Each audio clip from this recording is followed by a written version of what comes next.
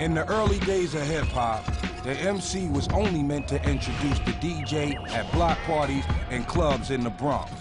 But he quickly became a fixture, spitting rhymes to the beats being played and becoming the center of attention himself. MCs such as Melly Mel, Kumo D, Rakim, Big Daddy Kane, among others, became leaders in the music revolution that brought the voice and sound of urban black youth to mainstream America. MCs became household names. Run DMC, Ice-T, NWA, Tupac, Biggie, taking the country and the record industry by storm, yo. Controversy and media attention followed the MCs as they grew in fame, creating a fearful American public left scratching his head as to why the youth were drawn to this music form. But for exponents of rap, there was no question why this phenomenon had occurred. The content of the rhymes and technique of spitting those rhymes is the skill and artistry that the MC displays in his work. And this is what has drawn so many people to rap music. Yet behind such apparent ease of flow and wordsmithing, the MC has to master many skills, from the ability to freestyle, to writing, to working in the studio, and appearing live on stage before an audience. In today's music industry, MCs are not only masters of the art and technique of rap, they are business people dealing with the high pressures of the commercial record business. What are the components that go into making a successful MC, huh? And how do they deal with the commercial pressures put upon them?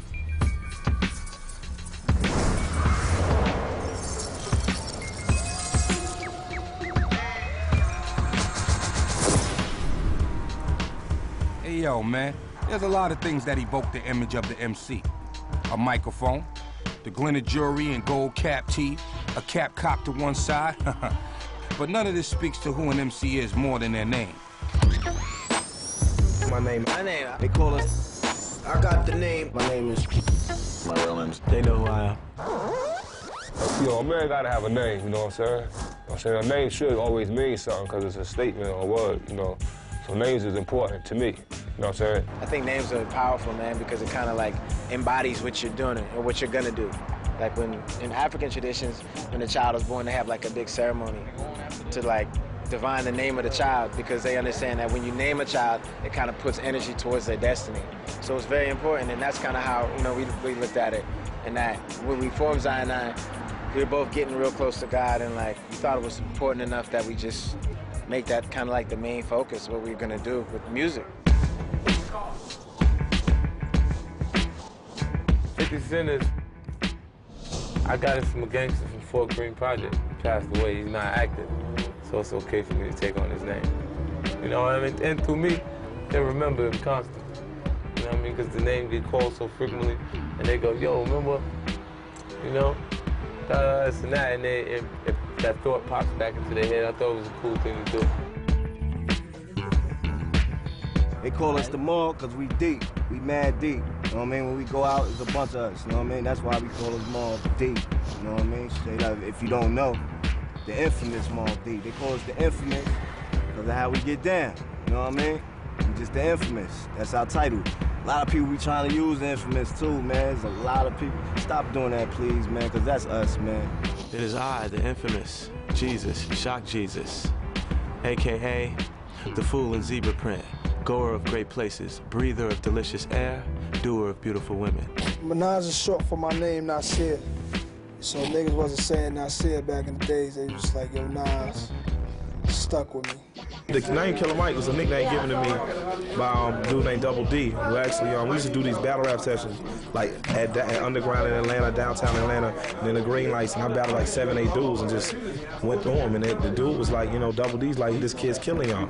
He's a killer, you know what I'm saying? He's tenacious, with his back against the wall. He's like a hungry pit bull fighting out of a corner. So the killer speaks to the spirit, you know what I'm saying? Like, and that's how you gotta be. When brothers choose names, you know what I mean? They try to really choose a personality, you know what I'm saying? I probably been through dozens of names, really. You want to check my whole MC history. Like when I say RZA right now, it's like that's my title. It's like the RZA. It ain't even, it's like, yeah, hold on, that's the RZA. Go for it, you can't say, oh, that's the Bobby, or that's the Johnny, no, that's the RZA. But a name that you earn may not sit well with record companies, know what I mean? With corporate identities to protect and all that. I treasure my name, and I fought with 2 record companies. I fought with Elektra and with Columbia to keep my name K-I-L-L-E-R. You know, it's K-I-L-L-E-R because I wanted to make sure that it was reflective of what I did that night when I slayed over 7. Because I was more tenacious, I was more hungry than them. I want to make sure that the name I earned is the name that people heard and people saw. If you look at rappers' names, like you look at Ja Rule, Jeffrey Atkins, Rules, like that speaks to his attitude. Ice Cube, you know what I'm saying? What's harder than frozen water? Like, this is like, yo, your name means something. You pick a name that you usually, at some point, think is cool, and then you usually end up hating it. I'll tell you what's weird is when I'm at a show and a fan comes up to me and it's like, hey Ian, can you sign this? For some reason it's like aggravates me. I don't know why, but like I'm like, you know, you bought my record in the A section, you know, and like that it kind of like crosses the line of like fan artist line to a degree. You know, it's like I wouldn't walk up to Q-Tip and be like, hey John. The fact that we spell it T-E-C-H, technique, number 9, number of completion, you know what I'm saying? The technique's complete. Not complete as in finished, but complete as in mastered. So I have the complete technique. I have everything you want to hear.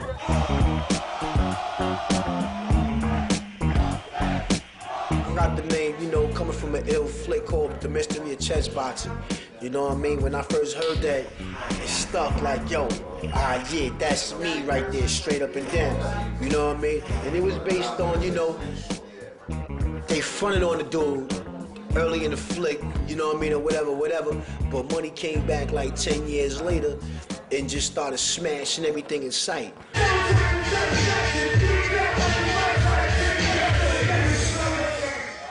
When I leave, man, I go home and I rest my head, man. I'm Dennis Coles, man, at the end of the day, man.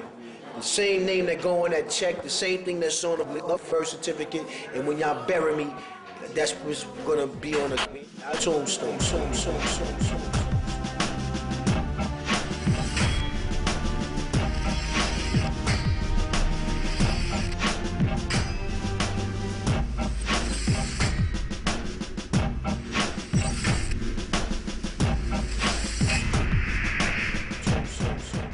I give artists one piece of advice. I tell them all as new artists, don't bite my shit and you'll be all right.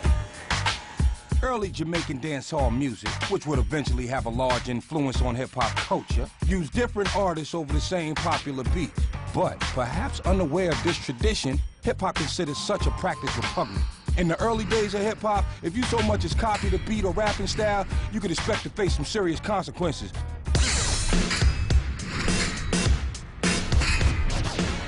Back in the days in hip-hop, it was like, you don't bite, you biter. You know what I'm saying? People were put down. That's not happening anymore. So people aren't encouraged to be unique. I wish I was there.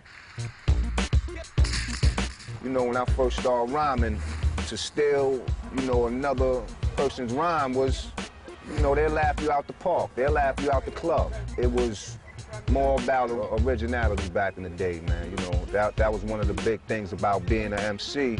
You know, and it was good, because they, you know, one character come out, yo, this is who I am. And that's who he was. It wasn't like the next character was gonna come out and say, yo, I'm like him. Yeah, you get punched in your face for biting. Back in the era when Tribe, De La, Jungle, MC Shan, all those people dropped. You get smacked up for that, for real. That's the only crime we had in hip-hop. It wasn't really too many crimes. You know what I mean? Biting. That's it. It's songs about don't bite. And biting is like, you don't bite, yo. The 80s was a time when you know, you weren't supposed, it was cooler to not sound like the next guy, you know what I mean?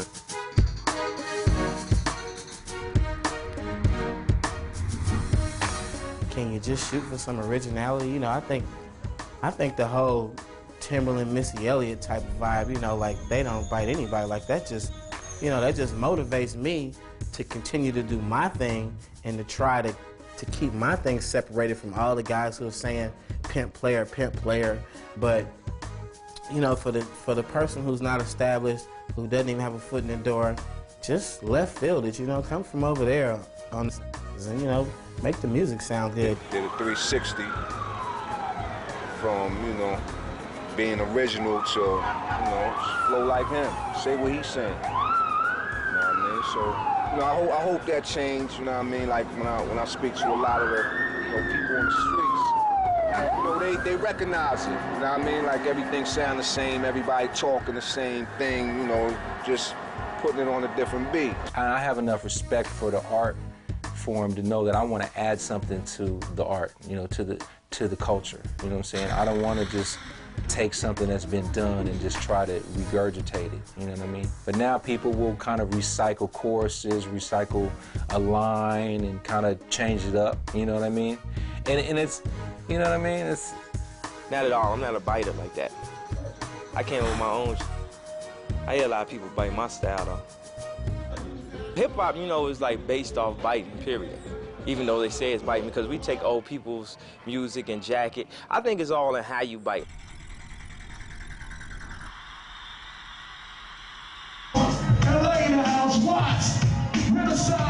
When Jermaine Dupri took the beat that KRS-One popularized for Welcome to Atlanta. Welcome to Atlanta where the players play and we ride on them things like every day. Big beats hit streets, see gangsters roaming and parties don't stop till 8 in the morning. KRS-One used it, you know, 10 years earlier, 12 years earlier in the song Why Is That? It's like teaching a dog to be a cat. You don't teach white kids to be black. Why is that? You know, you had kids that are now 18 going, oh yeah, you know, that guy stole Jermaine Dupri's beat. So there's no sense of history. I give to all MCs my entire catalog. You will not get sued if you sample a KRS-One record or do an interpolation of my lyrics or anything. My entire catalog is open to the public. We so tight-knit and shit is so complex the way we do our stuff is that nobody could actually bite because there's too many chambers to go through. There's too many heads, there's too many emotions coming at you at once. I mean, you're overload real quick. You try and bite one down, it's impossible. They could borrow a line here too, and some brothers I done heard on the radio, they would put like something that we said in the rhyme as they hook for their song, thinking that's gonna make it official. You know what I'm saying? It don't sound like that. Really like a tool. Word up. If it ain't got that, like we said from the beginning, if it ain't got that Wu stamp on it, it ain't Wu. Word up. Wu-Tang Clan, baby, it's all real. But it's not all about biting, you know what I'm saying? Especially when an MC finds inspiration to take it to a new place or even pay homage out of respect for another artist. If I see somebody do something real fresh, I'll be like, man, I wish I would have done that. I just say, well, I get inspired by that and be like, all right, how would I do this? This is how I would do it, like this. And what am I gonna tap into that's gonna make somebody be like, man, I wish I would have done that. I'm not trying to get on stage and be like the next man. I'm not trying to get on TV and talk like the next man, sound like the next man on the record to get some attention. I'm young, I'm just getting in the game. I'm a new MC. The same way when these people got in the game, they had to be their self. It all began with sampling, of course. So now if it's cool to sample someone's music, now it's cool to sample someone's voice, now it's cool to repeat their lyrics in your song. It just keeps escalating as to what's cool to do. And I think that's an issue. You know, it is difficult, man. You know, you want to, you know, keep a cool head about it, but at the end of the day, it's biting. Yeah. At the end of the day, it's biting.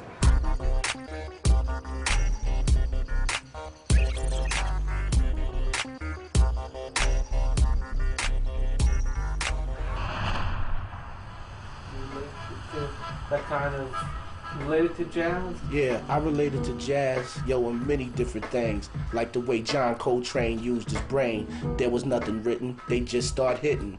Blowing on the horn, atom all splitting. That's the way you do it, straight off the top. Improvisational skills, it's making it hot. Freestyling is a necessary element to being an MC.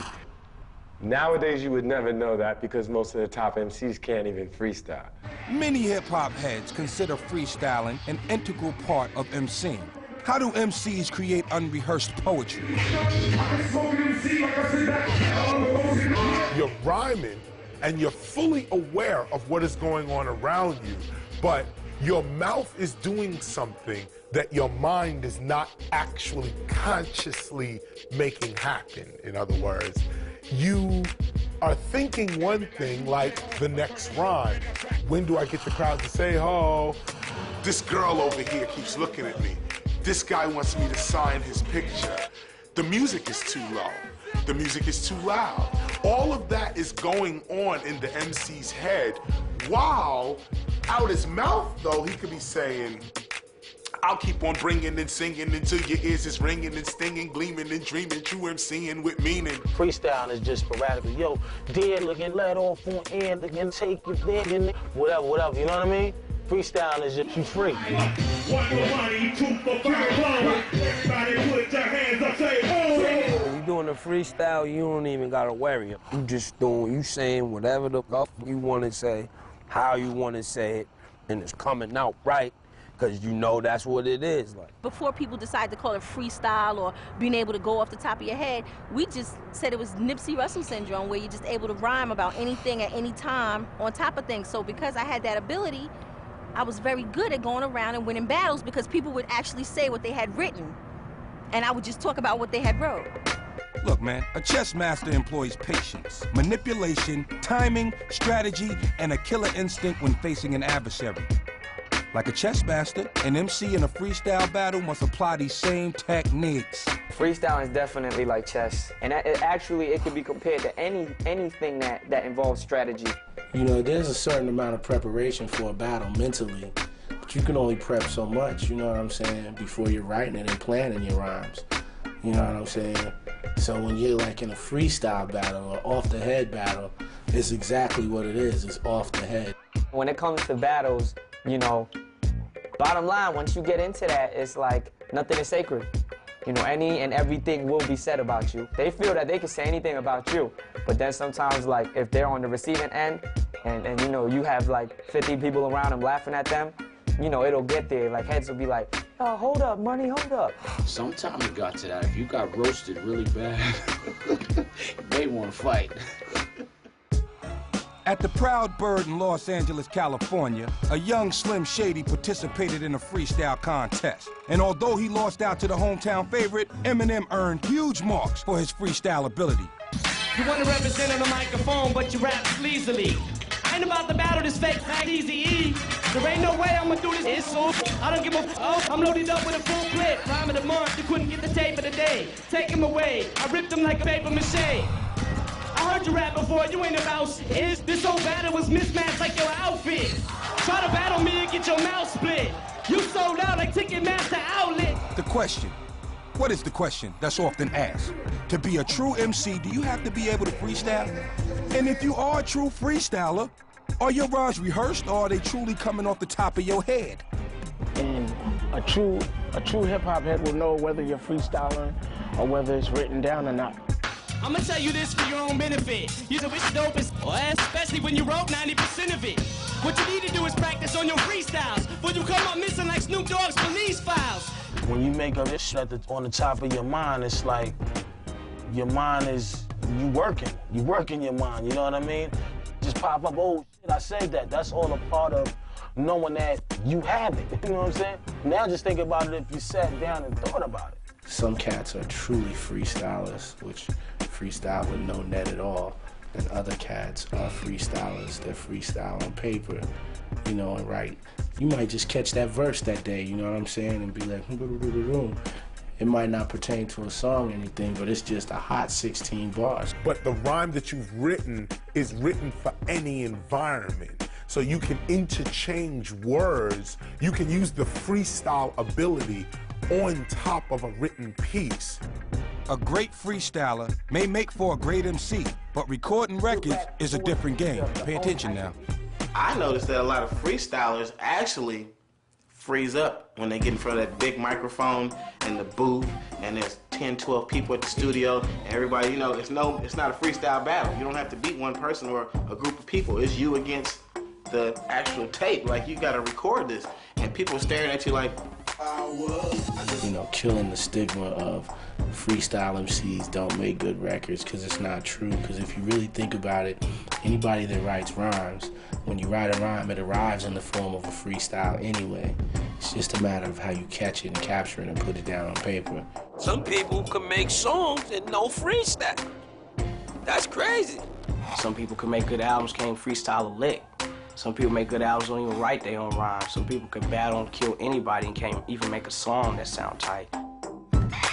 The reason that a battle MC usually has a hard time making the transition into record is because their mind is not wired for record sales. It's not wired to tone it down so that people can gravitate and dance.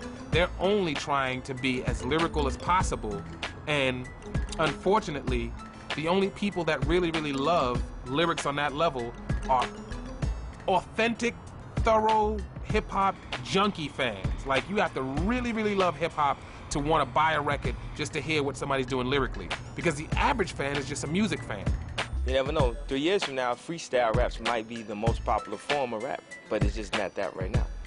So maybe they can make their money in other venues, but as far as selling records, you have to make records.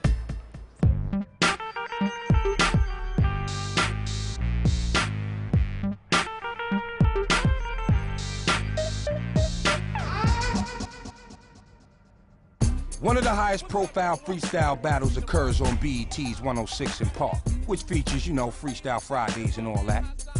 After an intense screening process of hundreds of MCs, 2 MCs battle each other for the opportunity to compete in the following week's contest. Newcomer Jen faced the champ Hassan, who was going for his 7th win in a row, which would secure his place in the 106 in Park Hall of Fame.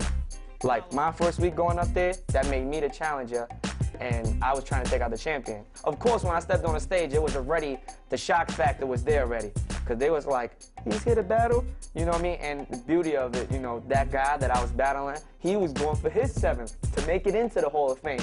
So it was like extra hype around it already. Time for Freestyle Friday battle. But this is not one of those cases where it's like, I rhyme, and then you rhyme, and then I do a rebuttal. No, that's it. Like, I get my 1 verse, you get your 1 verse, and they decide right there. I went in there with that mentality that he's probably gonna say something about me being Asian. So let me beat him to the punch.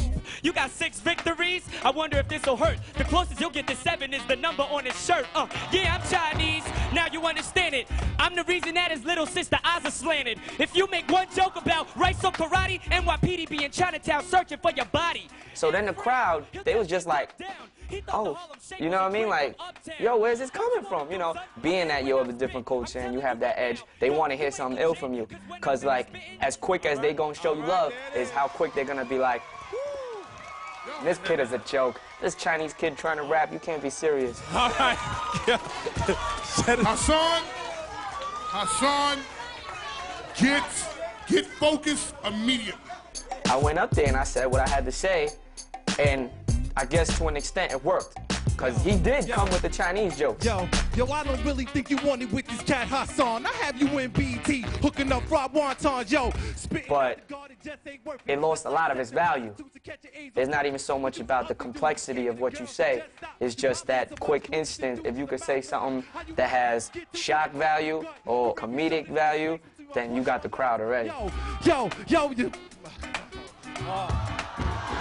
All right, that's it. And then the judges decided who was the winner, and I won. So that was big. There it is. Give it up. We have Give a it brand up. I could have went out there swinging with the dopest rhymes, dopest punchlines, talking about everything, you know.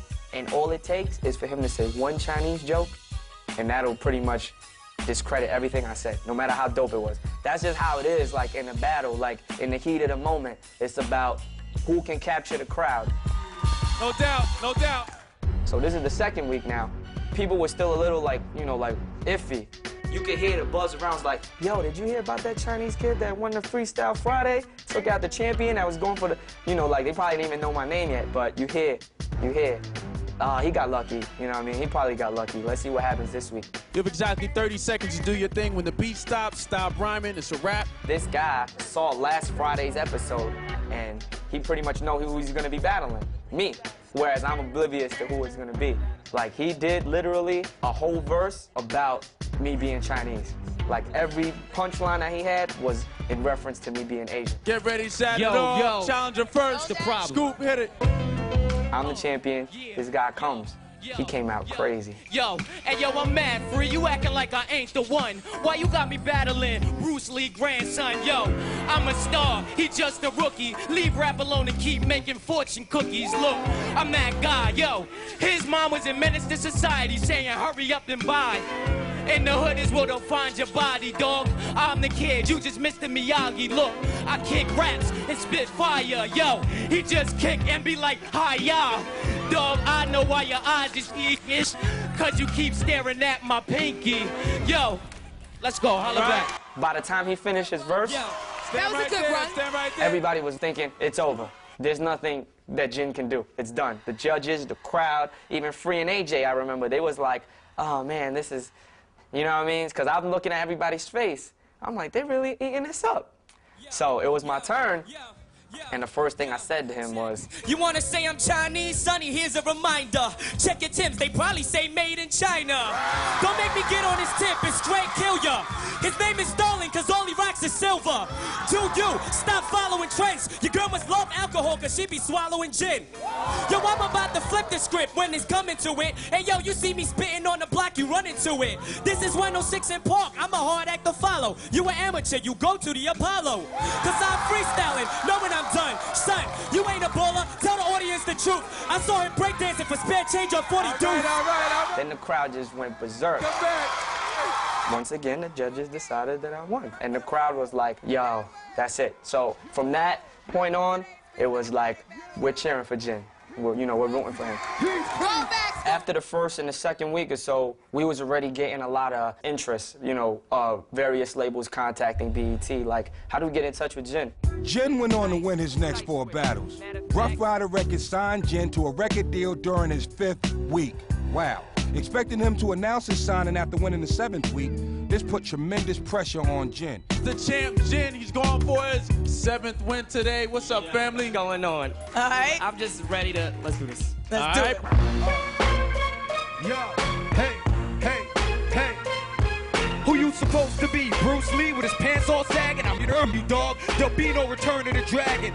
I don't come out here to joke around with no fool. Sean Nicholas, I never lose my cool. That's right, you look like Tony the Tiger. I'm about to take a big bite out of your little whack tail. Hey yo, I don't mess up. Sean Nicholas, bless up. Any yo again. Woke up in all on that tower from night till morning. None of them know hear me warning. New York hear me call. You ain't a reggae artist, and I ain't hating on you. Stop lying, Miss Cleo is more Jamaican than you. I'm nice with it when I'm freeing. Who you think you being? My pants are new, my sweater is new. Don't be mad at Chinese kid dressed better than you. Man, I'm freestyling now, it's a rap. Matter of fact, you should ask Clef how to make your flow tighter. Better yet, pay him 20 G's to be your ghostwriter. I'm nice when I'm freeing, you ain't beating me. Matter of fact, I'll be at buffets and you ain't eating me. Don't make me start rapping in Chinese on the microphone. Like, fine, okay, love, that means take your sorry butt home. Yo, come on over here. Come on over here, come over here, Okay. come over here. That was today's Freestyle Friday battle. Judges, You're going down. Yes. And in the Hall of Fame, Freestyle Friday champion, how you feeling? Yo. What's next? The next move, let's do it right here. This is 106 in Park. I'm gonna make this a special day. It's an announcement? Oh! Whoa! Double R. Whoa! The streets been waiting to see. Just like that. You know you cannot rhyme me, so go and see the exit like Nick off Pat Riley and check the Nick off style. I'm wicked and wow. And when it comes to rhymes and styles, I got 'em by the pile. So look a whack MC and the whole media. From A to C, I got a whole encyclopedia of lyrics.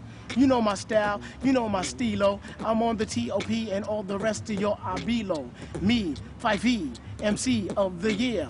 Flavor in your ear, cause I just don't care. I'm just bugging, you know. Ba ba ba ba, dee dee dee dee, da da da da da da da. That is the essence, and he was just hitting that. That's Busy B. That's Hollywood. He could have came really generic with that one, because that was going in a generic direction. But the B-Lo, to me, it gave it flavor. And the way he said it, the style he used, it made it tight. Phife came off with that. You could tell he was coming off the head, and it was good. And the beatbox gave me some you know, gave it just that raw hip-hop feel. One commonality among all MCs is his or her ability to write rhymes. The discipline to write has always been a struggle, even among literature's greatest writers. What does it take for today's MCs to write? That's where you show your mind's ability, kind of like, you know what I'm saying? Like what you think about really and how you really perceive the world and what kind of person that you really are. When you want to eat, even though you may not consciously know it, your body and mind is preparing you to eat. From the time you say, I want to eat, certain saliva starts coming up in your mouth. You start looking for the fork and knife, where you're going to sit down. Even as you sit down, certain muscles in your body are preparing you now to eat. The same thing with writing lyrics. It's the same way, that don't just sit and write a lyric. Like, I'm going to sit and write a lyric. Prepare your mind to deliver its lyric to you. I just put it all in music. That was stressing me out. You know what I mean? When niggas wasn't around me, they go to jail, their girlfriend, their baby mom start acting up. I just put it all in the record, you know what I mean? And that was one love. I told them to keep their head strong. I'm the dude that'll get up in there and have a rhyme from either something I would've did before that I ain't get a chance to, or I might just rhyme on the spot and let the beat talk to me. You'll hear a beat, and the beat will inspire you for an idea for a song. And sometimes you'll have an idea for a song already, and you're just seeking that beat for it. I rent cars in different cities and just go ride and listen to the beats. And like, I love to ride and write, you know, like, not literally writing it down, but just rapping. It's fun to do. I pick my topics first. That's something I do differently too. Like, I start with the titles. Then I get the beat, match the beat with the title. Then I write. Certain lines is, I don't know where they come. Like when I said she got a light-skinned friend look like Michael Jackson, got a dark-skinned friend look like Michael Jackson. There's no theory behind that line. It's just funny. You know what I'm saying? Whereas other lines have theory behind them. You know, people could say, yo, I'm gonna compare how many throwbacks I got to how many guns I got to how much work I get. And then it's like in theory raps. There are already formats for that. I like to come up with lines so there's no format for them. I've been listening to a lot of, listening to a lot of artists like Fabulous and, stuff like that. And I'm listening to their flows and I'm like, oh, I got it. So a lot of their stuff, because it'll be a lot of punchline heavy, and the last line will always be something funny or catchy, and everybody's like, oh. And it's like, okay, so they come up with that first. Then they'll come up with the rhyming words to put before it. You know what I mean? So if you notice a lot of their rhymes, the lead up, like the rhyme word that they have, the pre-word, is always whatever, but the end is always like, oh. I can write a whole song in less than an hour and a half and spit it like it's a freestyle, like it flows. It won't sound like I'm reading, but that's something that you have to perfect. There's other guys like Biggie and Jay-Z who don't write anything down. They only write a couple of words down, if anything. But what they do is take the beat and memorize the whole thing, the verses, the hook. That takes time. Like Jay saying he never wrote a rhyme down and he just got it up here. And I asked him, I was like, how do you do that? He said, oh, I lost about 2 or 3 albums that way, And I was like, okay. I don't write lyrics, so I just went in there and just, did it. So it just comes off the top of your head? Yeah, but it's not really a freestyle because I organize it, in my head. It ain't like I'm just winging it. It's organized, but you could say it's a freestyle. It's just not written. It's an organized freestyle.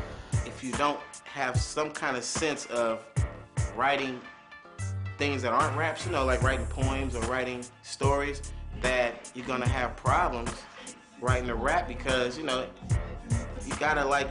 you gotta rhyme on top of everything. So you gotta end these phrases and you gotta keep rhyming and you gotta keep telling the story. So you gotta kind of not lose your direction from beginning to end. I always had a thing for writing rhymes, like poetry, like that. When I was in elementary school, I used to win contests writing poems, you know what I mean? And so I always could put words together and make them rhyme, but this rap is, once I just got all the way serious with it, it wasn't no looking back after that. Some of my most fun songs I did, like where I felt like I had to do research and stuff. It felt like a project or a book report or somewhere. I was like when I did this record called A Song for Assata, it was about Assata Shakur, and it stemmed from me just reading her autobiography. And then I was like, man, I want to do a song like people need to know this story. And I went and read the book like 2 or 3 times. I went down to Cuba. It was like I had to filter every element that I could, you know, without being there, so that I could write the story. I make the songs to entertain me. And then I know that others will embrace it too, you know what I mean? So it's all in fun, just tell stories, you know, try to give a little shock. You know, bring about emotion. I think about how they react to a certain point in a song. So, you know, a lot of times I try to build it up like an adventure, like the Alicia Keys song for the whole last verse for about 2 minutes. She's just talking on her cell phone to the guy, trying to introduce herself for the first time. And it's just something that people aren't doing with records now, making them more adventurous, turning them into movies. A rap or rhyme ain't nothing without rhythm, which means an MC has to deal with structure. That's verses and hooks, all hanging on the beats and bars, yo. A bar is when you have 4 beats, like 1, 2, 3, 4, 2, 2, 3, 4, 3, 2, 3, 4. So when they say 16 bars, they mean like 16 bars of those. And then usually a chorus comes in, and it's like another 16. It's like, you know, like a standard song format. Right now, the standard right now for MCs is 16 bars, a hook, 16 bars, a hook, 16 bars, a hook. It's been put out there, as music has become such a business that formula has actually been put into lyrics. So now you have people who come into the game like, I got 16, I got hot 16. Go and pop in any joint right now and listen to one verse. A verse meaning before the chorus ends and before the chorus starts again. Good song arrangement is sometimes rare. I mean, you could stay within the mathematics of 16s and 8-bar choruses, but it's about what you do within that 16 or that 8-bar chorus that makes a song interesting. It's mathematically written, ordained by God as a classical piece to spit passionately, mimics the clapping of heat over immaculate beats to capture the beast. My verse is like Catholic priests. But to be real good, a song needs more than hot 16s, you know what I'm saying? It's gotta have a hook. Hook is the part of the song you want to sing over and over and over again. Talented young artists come up, and that's one thing that they don't start with. Hooks.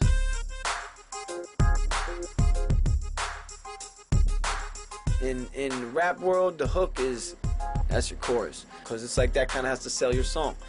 You know, I'm always dealing with, you need a hook, the hook's gotta be better in industry, the hook, you know, everything is, you know, it's the jingle. That catches the listener's ears, that makes your record huge. The part of the song that people are gonna wanna say back, the part that hooks you in.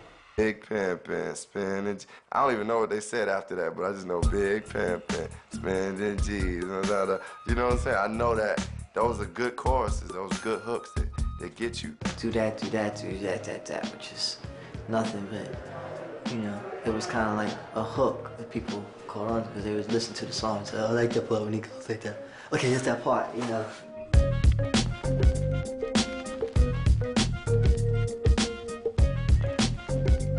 Like Just to Get By, what I did, I was actually watching the Transformers movie, and they had this song, you got the touch, you got the power. And I remember 80s ballads, how they could rock stadiums and people be throwing their hands up like this and like just getting all excited with the music, those 80s power ballads. And I said, why don't we bring choruses that are like 80s power ballads to hip hop? And that's what Just to Get By is. This morning, I woke up feeling brand new. I jumped up. This morning, I woke up feeling brand new. I jumped up, getting my mind, my soul, my soul. That's like stadium music right there.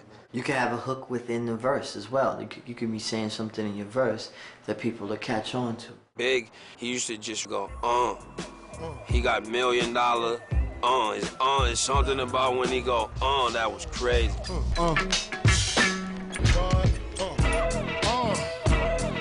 You ain't phasing the amazing.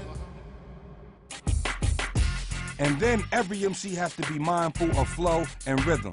A pattern is like when you show a person, all right, yeah, you see these drums right here, this is gonna be the bottom. This is gonna be the bottom. So therefore, the highs is gonna kick in a certain way to where you're gonna feel like when you rhyming, you gotta have a certain kind of flow together for it. Humpty Hump and Slick Rick rhyme from the nasal palate. Nas rhymes from the back of his throat. Biggie is a swinger. He swings like a horn player over jazz. B-I-G-P-O, P-P-A, no info for the D-E-A. He put more emphasis on the He's just spelling his name. But the flow, vicious. Pac, on the other hand, I think Tupac pulled from Martin Luther King, Malcolm X. I don't know when it is that we're gonna make it to the mountaintop, but one day all the children will be able to play together, all the children, It's like pouring those words out because you mean it. And that's why, you know, I never had a father figure, but I was raised by the thugs and the drug dealers. That's why I love that singing that Pac was doing and his stuff. You just can't ignore the way that I say it for sure. The way that I play it is raw. The way that I say it and flee. I be out the booth before you invoice the fee. You got a million brothers who rhyme, and they might be, the beat is here and they might be right here. Or the beat is here and they might be under here. But if you in a pattern, you right here with it. You riding right here. You know what I'm saying? And you flipping it to where when you got it locked, it sound easy. Can it be? The Casanova speech therapy that heavily puts the flavor right where it should be. My words have been connected to the poets of old. The way I utilize the pen and turn it to gold. And keep it overly creative, innovator of soul. Now check the flavor from the beta. Where's my DJ host? Come on. I get down in the studio. Have you heard? Have you heard? Thank you. One of the biggest jobs and where the written rhymes go from paper and become a song is working in the studio. And in hip-hop today, the studio can be almost anywhere. We have people who grew up MCing and people who have regular jobs and do what they do on a 9-to-5 basis, but in their spare time write rhymes or buy studio equipment, have little studios in their house and make little tapes and, you know, circulate them and everything. Well, basically the whole Internal Affairs album was recorded here at Grandma's hands, and I knew that I wanted kind of like a raw feel. So even if I was a record dealist at the time, but even if I was, you know, had a big budget, I think we would have chose to do it in a certain manner. You know, at the time we were working with ADATs, we weren't even like using Pro Tools, and it brought about a feeling for the song, I think, a feeling for the album as a whole. When we're in the studio, it's like, it's such a chill atmosphere, you know? It's not tense or we gotta get this record out. Because we did this in Chad's attic, like, way before, you know, anybody knew who the Neptunes were.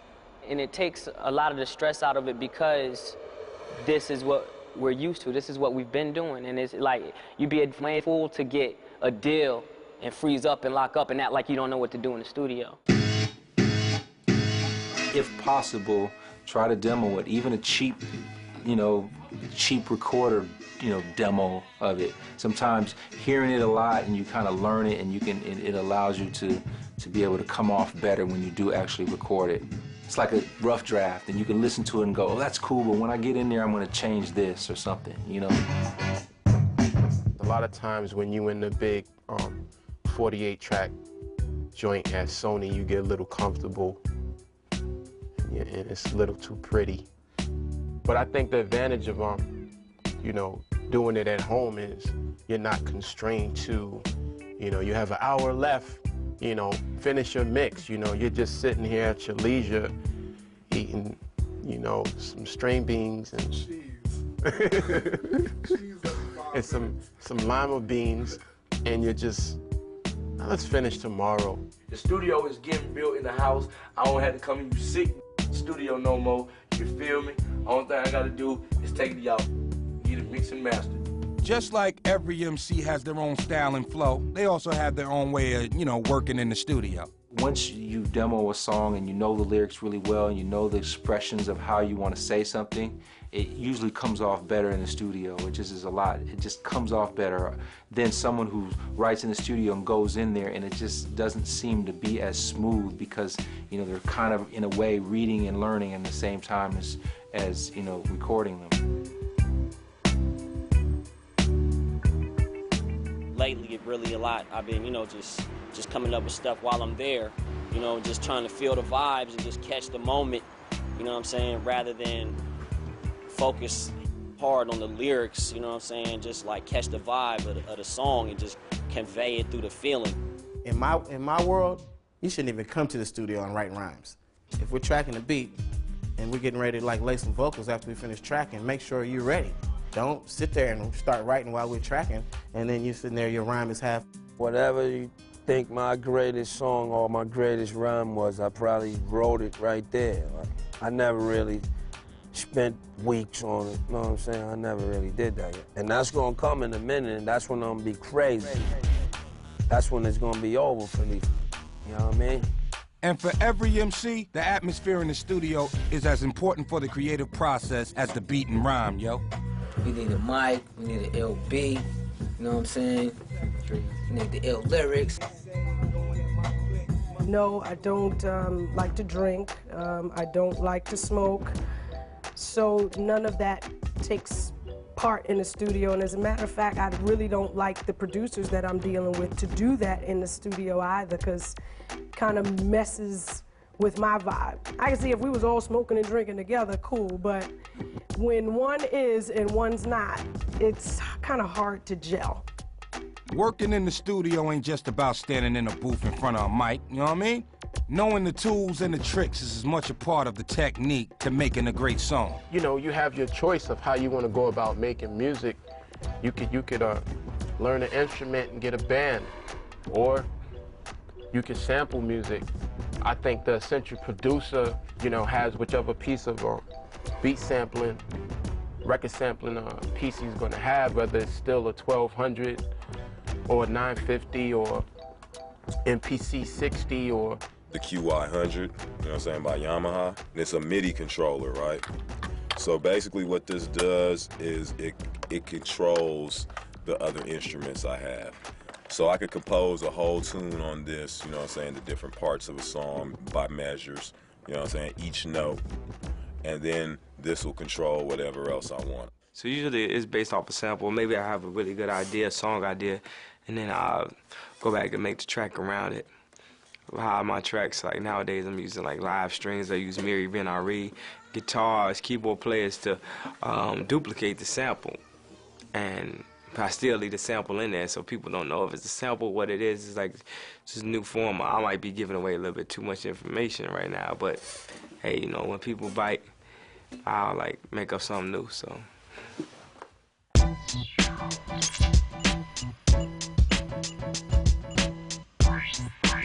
Essentially, like if you got 8 tracks of music, you got a snare, hi-hat, kick drum, bass line, keyboards, and horns. It's all separated through 8 different lines on the mixing console. And that doesn't include your vocals. And this is done so everything can be EQ'd specifically, individually, and your vocals can be recorded individually, and basically you can get levels and, you know, do a mix on your songs. What I'll show you right here is the tricks of the Stanton. You know, the 1200 can't do this. Check it out.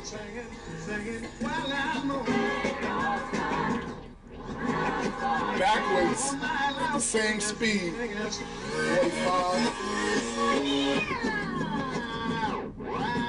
And what you can do at the same time, what you can do is change the pitch. Keep the speed.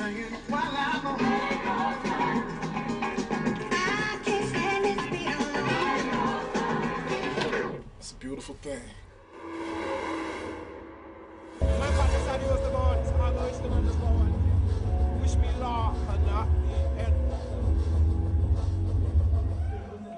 going out on the stage and performing in front of an audience is a way for the MC to, you know, try out new material and promote themselves to old and new listeners alike, yeah. The live show is the core and life's blood of an MC's work. Being able to connect with the audience and to make them react. So the live element is a big, important factor in MCing.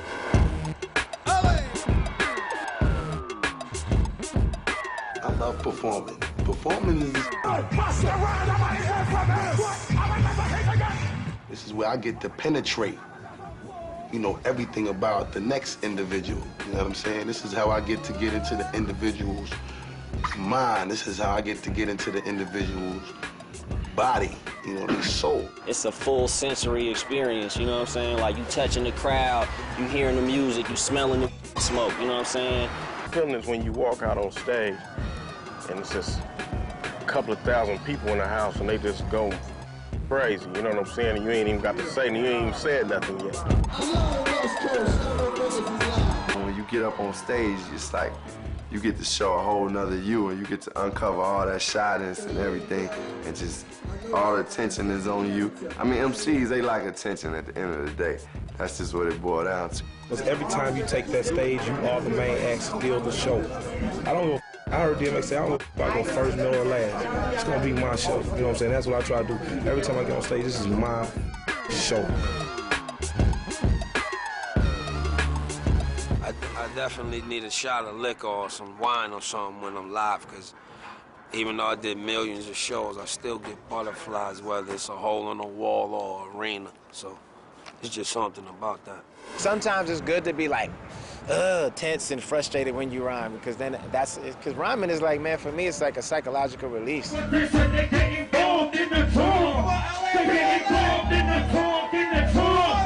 might be tense, I might be feeling, you know, tied up, but right after you get off stage, you give a good performance, you just feel so relieved and, you know.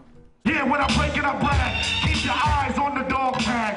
Watch close, yeah, yo, I do my thing. Recording rhymes in the studio and MCing on stage require different techniques.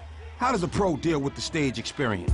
That the MC should always see beforehand where he or she is gonna MC. You're not always gonna get that luxury. That's why when you enter a club, we got no time to be shaking people's hands, and people know me all the time. I come in the club, cats wanna talk. I mean, listen, I'm studying right now. And usually I am. I walk in the club, I'm looking for the hottest mic. I'm looking to see if the DJ is, you know, what breaks did he play? What is this crowd like? Are they feeling him? Are they feeling that? Let me walk to the house. Let me see what it looks like from the house. You know, maybe the stage is lower than the house. Let me see what that is. You have to study your craft like anything. You can't just freestyle your career. You never cuff the ball of the mic. Many rappers cuff the ball of the mic. Cuff the mic. I think that's even my crew. I think everyone has, like, you know, they're like, yo, what's up? You know, I think that's one of the main things that I think that hurts a live show is that rappers, you know, cuff the mic. Yeah, but not everybody agree. Only 10% of the time when I seen the sound man really get it right to where you can hold the mic like a mic. I mean, only 10%, that's when you're doing maybe, if you rocking something like American Music Awards or some TV type shows, you may get this, you can hold the mic like that. You know what I'm saying? And very few concerts, they really have it where you're supposed to just go ahead and hold the mic like that, you know what I mean? Never put the mic down by your side like this, because that's what causes feedback. People always wonder, why is it feeding back? And they put the mic down because they're just holding it down. But usually when you hold the mic down, you're putting it into the monitors that's in front, usually on stage. So what you want to do is always face the audience, center stage, with an upright position, this hand extended, talking to people who your eyes and ears may not be necessarily looking at or communicating to. Your hands are doing it. I would suggest that you wear clothes in layers, because when you're taking off stuff, it always makes you seem like you're moving faster than you really are. And that's what the MC is trying to get the crowd hyped. So you wear a hat you know, with a brim, so that you could play with the brim, switch it around, boom. I come on with either 3 or 4 jackets I usually wear at night. And I take off 1, 2, 3. By the time I'm done, I'm down to a t-shirt. The t-shirt's sweaty. The hat's done turned a few times. The crowd feels like they've grown with me. They've developed a relationship with me. They've saw me break down in layers. Finally, have something to give the crowd. It works every time. I would hardly ever step on stage and just MC. I would step on stage, hand out my CD, hand out pictures. You can go to Kinko's and print up color copies of your face for less than your habit. I want you to take this. Print up your flyers of your face and a number where people can get to you, hand out your stuff, and then commence to rock in the party. Kenny, music! Yo,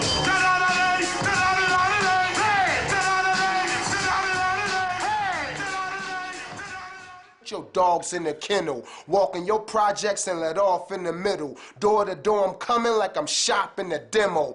Doctor, and you get no love like Jan Brady. Me, I'm with women, even ambulance ladies. Barbers can't fade me. Throw down your clippers. In New York all the time, but not around September. Y'all fools, cause Brick City crown for Gully. Brooklyn, I got ziggins in your town that love me. I used to spot Biggie up top, sitting with C's. Real ziggin' do real things when the mission is you can't stop me, can't blow me, can't stare me wrong. Baby boy, fetal position, barely born. See, I know y'all been eating too long. Now fuck y'all little ziggins. I'm going after the boss that put you on. I treat the game like a joke. You talking about the grams on your boat like the fans wanna row. I packed up 2 all that's ready to play. Got the best of both worlds, not Kelly and Jay. Call me Gilla. The master right here, Redman. See, man, he just got that raw street element. He got comedy in him, he got voice, he got style. He chose to put his hoodie on and have his hat like that. He chose that. Why? He's trying to separate himself from the crowd. He's trying to distinguish his uniqueness. As wild as I could get, as unique or gully as I could look, different from whatever you may be seeing, I need to get there. So here he is, and look at his hand movements. He's directing his energy in a more direct kind of way here.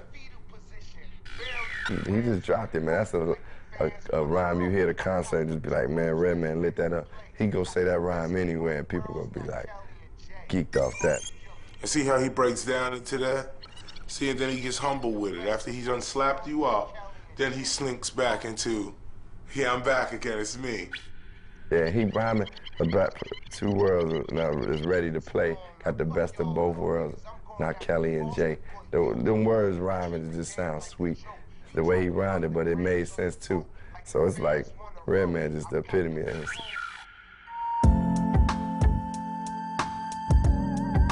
So, you earned a reputation battling, and everybody think your demo is banging.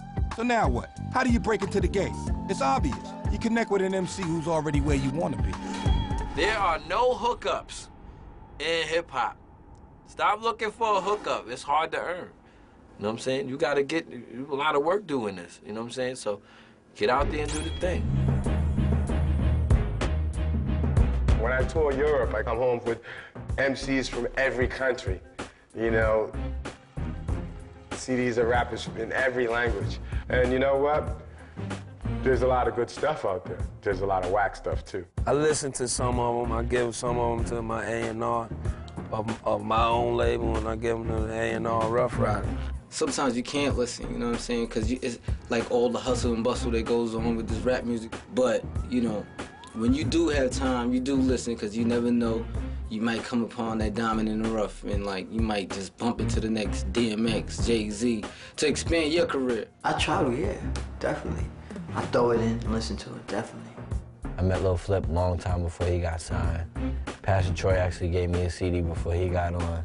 And I actually threw Pastor Troy's out because he was on the cover holding the Bible in one hand and a preacher's gown and a gun. And I was like, get out of here.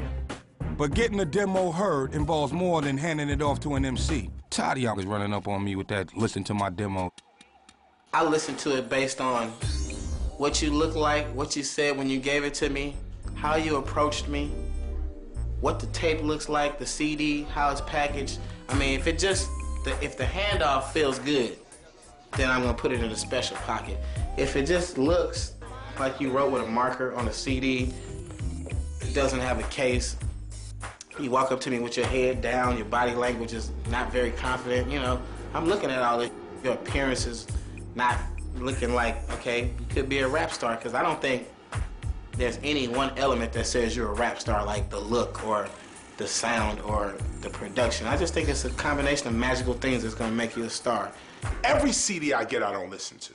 I can't. But I drive a lot. So I take that opportunity to hear what the real streets are saying.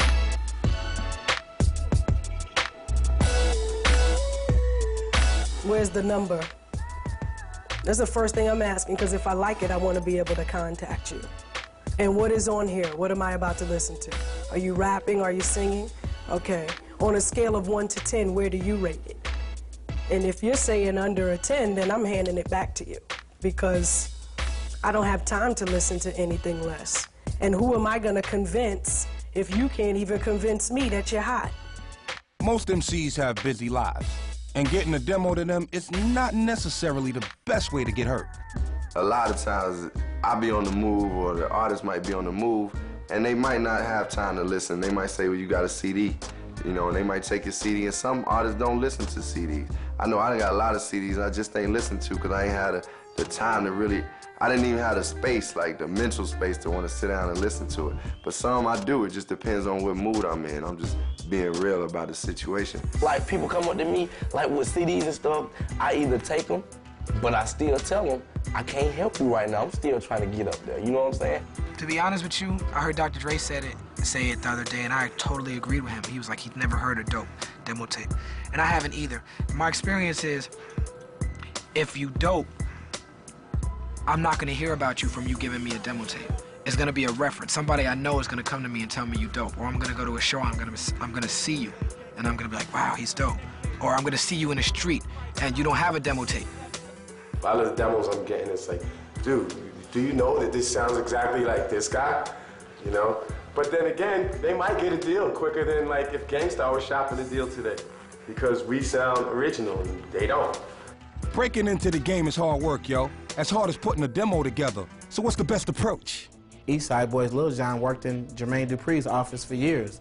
And Jermaine never said, get your out that office and get in the booth and get crunk. You know what I'm saying? Lil Jon had to get out there and find his way. He affiliated himself with guys like me and got in the studio and did his personal thing away from his job.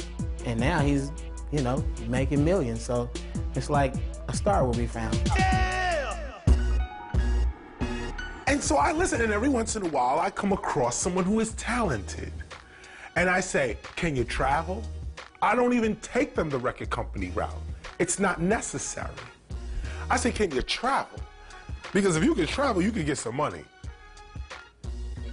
Everybody wants stuff to happen so quick, and they want big money right there and all that. And that ain't how this game works, unfortunately. Because in the game, they could get on automatically on some other shit, and the game is not like that. You just can't get on like that. And I be trying to tell these MCs that. All the top right now, Jay-Z, Nas, Beyonce, all these that done did it. They had to struggle to get where they at. Why not go through that struggle and be rich in the end? You know what I'm saying? Instead of just hopping on somebody like, yeah, I'm one of the back dudes, you know what I'm saying? I'm coming up next. But I won't take somebody's CD and then don't just listen to it. Sometimes I'll listen to it and give it like 10 seconds, like, nope, that's it, crack.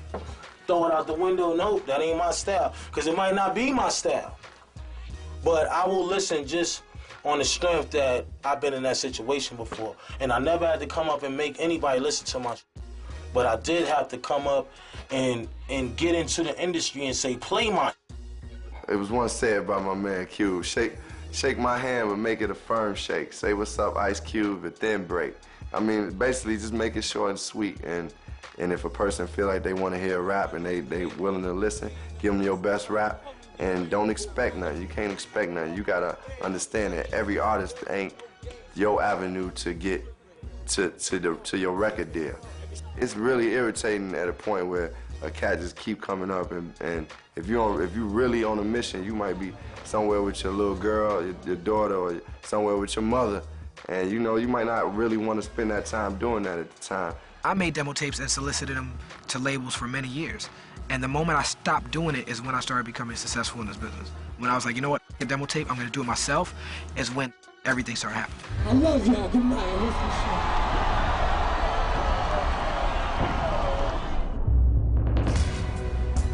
With hip-hop high in popularity, the MC has become a profitable commodity to the record labels.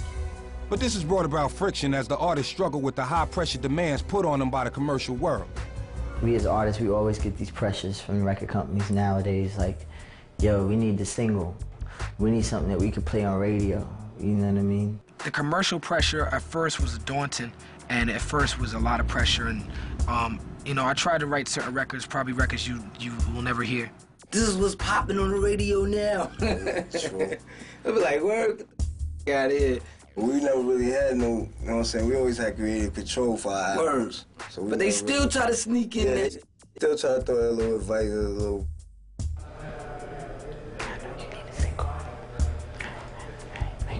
You know what I mean? Yeah, that creative shit sound good. I love so-and-so and them. That's great. But you in the business now, man. With the pressure on to get radio play and CD sales, a lot of people would say the MC is getting lost in the mix. Labels aren't trying to build careers. They're not trying to, you know, do artist development to where, you know, they're gonna build an artist for the long haul. There is no artist development. If you don't happen at radio in the first 5 or 6 weeks, you're over. They don't really give a about you. Nobody really gives a about you at the end of the day. You just a $sign anyway. Which record company? Because I hate certain people, but I won't say their names. But I hate them, but you know who you is. Call my lawyer. I don't think record companies understand artists at all. They're run by lawyers and accountants. And so when you're making decisions and you're arguing about music, you're arguing with lawyers and accountants, and you have to check yourself and be like, wait a second. I know the labels look at their artists as being disposable. That's the whole purpose of marketing them in a trendy, gimmicky type of way. That way you could sell a whole bunch of records off of this here gimmick while it's in style, while it's, you know, it's fashionable now. And then when it's over, you ship them on and sign somebody else. This is a shady, grimy, backstabbing, yellow belly business. They come in their office and they have all of the major magazines for the week or the month lined up. They have the MTV on this station, BET on this one, and they probably have, the local radio station is playing hip hop in the background, and it's just like, okay, I know what's hip, and they try to like box it and categorize it. He's a West Coast artist. He's an East Coast artist. She's neo-soul. He's old school. And I believe that that's the problem. I know that, man, if I do what I'm trying to do, I'm definitely not gonna be here five years from now. In this game, I'm gonna be like over in Rome or some shit, or jet skiing, or just doing something different, hopefully. And if I don't do what it is I want to do, then I'll be sitting my ass up in there making beats. Like, you like this? What you think of this? In the fly or die world of the big record labels, the question comes up: how can artists survive and even take control of their destiny? All this stuff is just like, it's corny, man. This whole game, this whole industry. That's why I'm y'all, and I'm out of here. I'm gonna get 100 million from y'all, and I'm gone. A lot of people that run my record label, Jay, Dame, Biggs, you know what I'm saying? And they're really pro artists. Rockefeller is like really a family. They're not fighting for you just so you can sell records. They want you to have a better life. It's like, I feel like they like the Jews in that sense. And they grab kids from the ghetto and adopt them and raise them like they kids and teach them how to actually get money. once you learn the game, you realize in the end that you got to use that game as a poster, just like they do, just like they use promotion as a poster to sell a record and get the money off the record, and you don't hardly get none of that money. You got to take that same promotion that they put out there to sell that record as your promotion to be able to go start other businesses. When I do panels in New York, kids raise their hand and ask me, how do I get a record deal? When I do panels in the South and the Midwest, kids raise their hands and say, Wendy, I've sold 15,000 records, how do I get it to 30? I can work with that. I can work with that mentality. That how do I get a record deal? How do I come to somebody with my hand out? I can't with that. An MC selling their CDs independently can expect to make 70 to 80% of the profits. While an MC signed to a label will usually get 10% or less. Boo. The economics speak for themselves, people, so what do? I don't really think shopping a deal is the thing right now.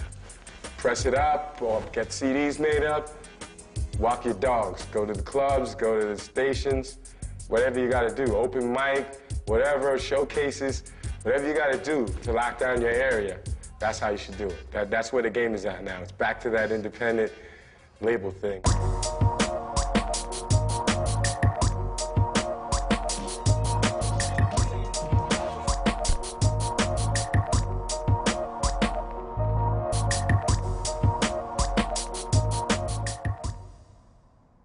Once the album is done, Playboy, then comes the promotion, which means touring. The grind of touring is, the opposite of what you'd expect.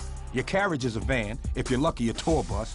Along for the ride are tour managers, sound men, entourage, DJs, and groupies. It's not for the weak of mind or spirit as you shuttle from one city to the next, and the food is terrible. Best thing to be on tour is, promoting yourself and being able to be close to the people that you ain't ever had any idea was even around, you know what I'm saying? The types of people you meet, the many different vibes that inspires new ideas and new vibes in you. 12 sleeping spaces, that's how everybody get down who rapping and on the road. If you're independent and got your paper, that's how you do it. Being on tour, it's extremely hard to explain. It's like seeing it's one of those things you got to see. It's not what people think at all. As a matter of fact, most people who are trying to be in the game like that and trying to get the records out, whether they're doing it independent or want to go on the label, even a lot of the people make it that far, touring ain't for them. It ain't for everybody. Can't everybody do that. The mundane, the everyday, same things, you know what I'm saying? You start to lose perspective of where you at. You in the same surroundings, you know what I'm saying? So every day almost like melds into one. Dale, Tajay, Fast Souls, it's 12 of us. This is my house, this is where I've been living, right here, You're in a bus with 12 people for about anywhere from a month to 3 or 3.5. And you don't get to go to your room. You don't get to go take a like that. I mean, when you get off tour, you really want to go take a on your toilet like, this is tight. You feel me? Like, it's weird like that. I mean, you wake up, there's people in your face. Everybody's smell is there. Some people's clean, some people's a little messier. Some people eat food that make you want to vomit. Some people smoke, some people don't. I mean, it's every little thing. It's clutter, it's confinement. The bunks is the size of a coffin. And you wake up in the middle of the night, get your head up. Back here hanging out, chilling. I guess this would be like den or something. But there's an upside to touring. Being able to network with the other groups you touring with, because again, you can collaborate and, you can always make new and next level and other type of vibe, type of joints that you probably would have never had the opportunity to make if you didn't come on tour, because y'all don't connect like that on a regular basis. Being able to just go out and party in the different areas too is cool. You know what I'm saying? Because you get to see how and what rocks the neighborhoods and the areas in these different regions. You get to get a closer look to like, what's the bang out here? What they rocking to over there? What they loving out here? You know what I'm saying? Boy, time come on! Knucklehead, don't that make you act real dumb? Yeah, I'll break that for... So what advice is there for the up-and-coming MC? If you're from Arkansas, the minute Tigger, P. Diddy, anybody from a record company or artist touchdown, You better have the state on lock. I want to hear from the minute I get my bags, yo, you need to check out so-and-so from Arkansas. They crazy. If you think you can rap, don't let nobody tell you what you can do. You determine your own destiny. I never let nobody else. No one man could have stopped me from doing what I'm trying to do. I say take it very seriously, and if your only goal is just to get paid or to see yourself on TV, then I don't think you really in the right business, you know? Definitely put something down that's timeless, something that no other artist can convey quite as well as you. If it's underground hip hop that you like, support that. If it's commercial, support that. Whatever it is, support that. Stand by it, and stay true to what you believe in, man. How you? Good? Make sure that you can control a lot of what's going on. You control your music, you control your schedule, you control your money, and then you don't have to really worry too much. You'll be comfortable. Don't be a stupid rapper. A stupid rapper is a that has somebody else tell them what to do, which is not always wrong, but if it's something that you feel that you don't have to do, you really have to question it and find out why they want you to do it. I would say do it yourself. There's no such thing to me as a music industry. So if you do it for yourself so well that the music industry comes looking for you, then you can make a decision whether you want to deal with them and, jump into that world or that realm. And I can only tell people, hold your head, getting into this business, because you want to enjoy yourself and be happy, and life is about being happy, and a lot of people could want to take that away from you. You have to expect the pitfalls of the industry and the label, but you definitely have to believe in yourself. Fear and MCing don't go together. And not just fear of in battling or something like that, but fear of the record company. Fear of journalists asking you those hard questions. Fear of rejection. Fear of failure. Fear of getting ripped off. All that got to go out the window if you're gonna be a great MC. If y'all thinking of getting into the rap game, I got a little bit of advice for you. Don't bite my Hello. Yo, that was dope, right? The MC, part 2. QD3 Entertainment, what up, Josh? Back. KRS-One. Come on, be the spire, you know you on fire. Yeah! Hustler music, KRS-One. Talk to him. When will you become the master MC, son? First you gotta see one and hear what he decrees, son. If you ain't never seen one, you will never be one. And I ain't really seen none, really. Really? When you bust the rhyme, cats gotta say what the dilly. Girls be like, he's so silly, but you the master MC, really. You rhyme on and off time to get cats' minds off the 9-milli. Or on it, now feel me. Radio, I off it. They talking at in my ears, not a toilet. I don't care how hype the song get. In them clubs with a master MC, you don't want it. If the sound shut off, we rock. 10 people in the spot, we rock. Bad weather, we rock. Cats be mesmerized and energized. Finally, they realize all them lies when we rock. Answer the door when we knock, cause we rock. Pick up Little Eye in Japan, man, she rocks. The master MC is like Jet Li, a hero. Gliding over treetops, we hot. New Jacks wishing that we stop. They seem so shocked when we rock them. Can't believe that. Believe what? That we rock 19 years and we here, man. It's obvious we hip hop. KRS Ichiban, Hakume Ka. My lyrical be living on, growing great top. Prophetic, athletic, energetic, lyrical star. I reckon for many skeptics, you know who we are. QD3 Entertainment, KRS-One paying tuition and not arraignment. You gotta understand, we take it straight to the pavement. MC2, yeah, we say it. Or said it. KRS-One never did it. This is how we get down, we said it. With QD3 and Bob. KRS-One's lyrics be fly, we can never die. And why? Bob, it's in the house. KRS-One is in the house. Yes, my man Josh is in the house. QD3 Entertainment turns you out. No doubt. Look, player, MC to me means magazines and clips that'll rip through your pelvis. Leave you rapping with Elvis. Try to tell kids to chill, let daddy speak, but you still insist on hitting weak like a 90-pound DB. See me, I hustled into this industry, and just as I suspected, I was the best cat lyrically. Not RPX, but I bet you gon' remember me being through this rap war, rapping up and I never seen so many in that spit and jump. Where I'm from, that's 40 to the face, no cover up. I'm a beast, it's the hunters what?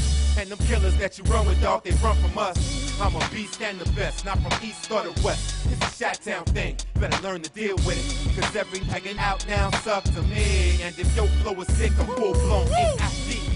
Yeah, back. KRS-One, legend to phenomenon. I'ma do this my entire life until I die.